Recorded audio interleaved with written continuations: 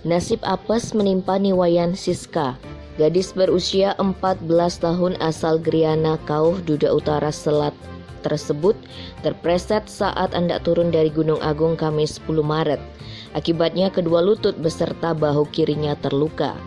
Salah satu keluarga korban, Wayan Budi, menuturkan saat itu korban mendaki Gunung Agung bersama sekitar 150 pemedek lainnya.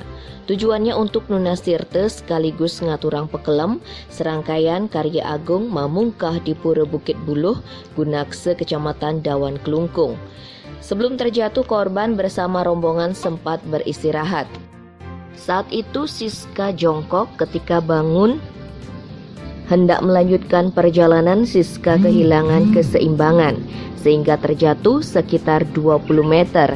Setelah menerima laporan, tim Basarnas Karangasem dipimpin Koordinator Pos Pencarian dan Pertolongan Basarnas Karangasem, Gusti Ngurah Eka Widnyana, langsung terjun ke lokasi untuk melakukan pertolongan. Butuh waktu sekitar 1,5 jam untuk membawa korban ke parkiran Pura Pasar Agung. Tim Bali Express melaporkan.